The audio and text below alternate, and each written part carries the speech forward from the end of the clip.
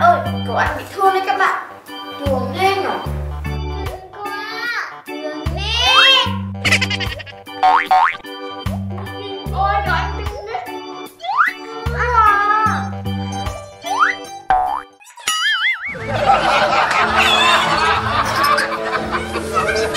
Anh chị có biết hôm nay là ngày gì không?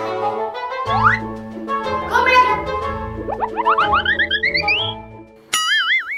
Hôm nay là sinh nhật mình, chẳng ai biết hôm nay là sinh nhật mình cả.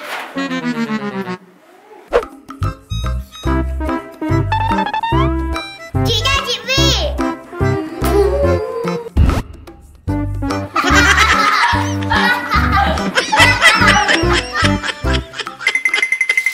Đi đây chị cho cái này, đừng gò lắm nhá. Lại, lừa thông minh à? Không, thật đi.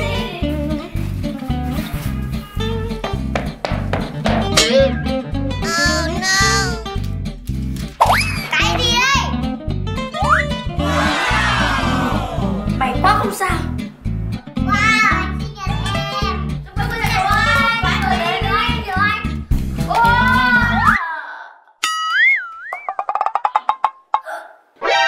NANI?Thôi anh thổi đi.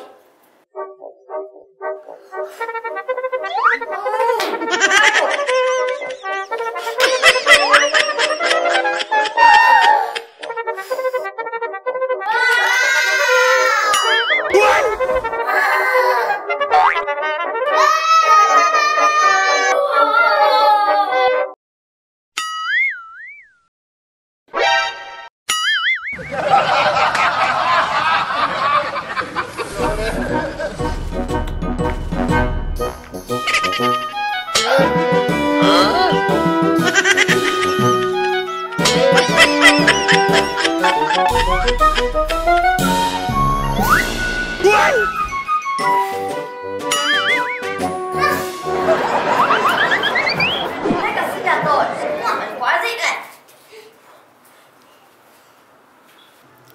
À, Vi ơi, bây giờ bọn mình sẽ làm chiếc bánh sinh nhật đặc biệt và chuẩn bị gói cho anh nhá. Ok.